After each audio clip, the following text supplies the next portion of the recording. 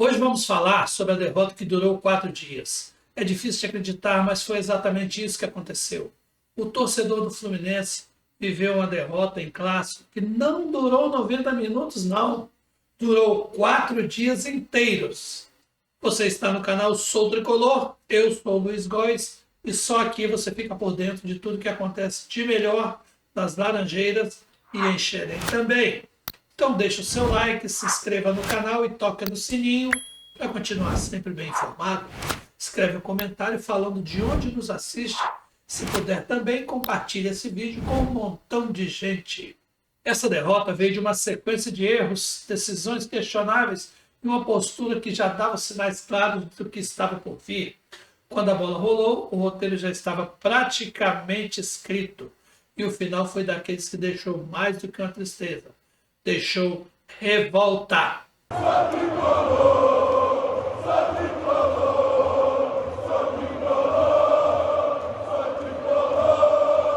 E tudo começou ainda na quinta-feira. Ali já se iniciava o processo dessa derrota dolorosa. Ao longo dos dias que seguiram, o clima só piorava. Era um enredo previsível com sinais claros de submissão de uma instituição que, ao invés de se impor, parecia aceitar o papel de coadjuvante.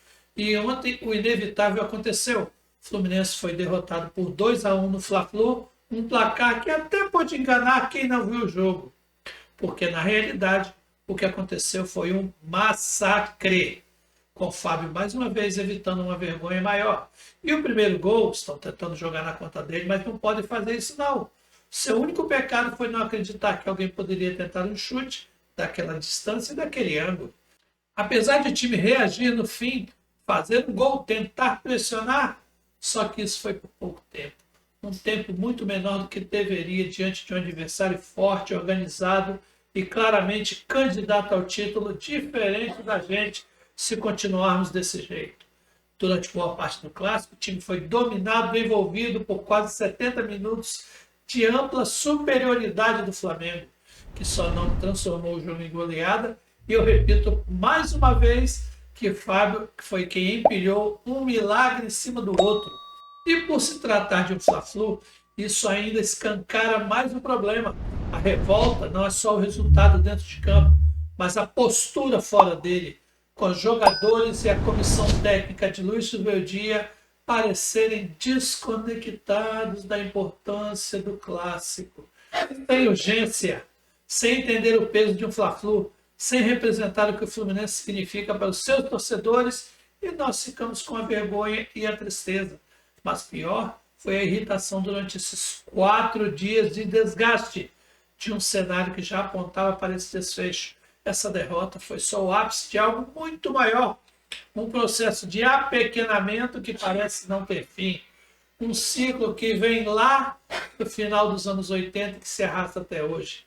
São décadas de momentos pontuais, um título aqui, outro título ali, mas sem consistência, sem protagonismo, com muitas lutas contra o rebaixamento e uma sensação constante de que o clube poderia ser muito mais. E quando se olha para a diretoria, o sentimento é ainda pior. As decisões tomadas foram vistas como uma das maiores vergonhas institucionais da história recente do clube. O torcedor se sente abandonado nas mãos de pessoas despreparadas e incapazes de defender os interesses do Fluminense. Dentro de campo, o Flamengo fez o que quis, com autoridade, com postura, com um jogador como o Pedro, lembra dele, ex-moleque de Xerém, sendo decisivo e simbolizando essa superioridade.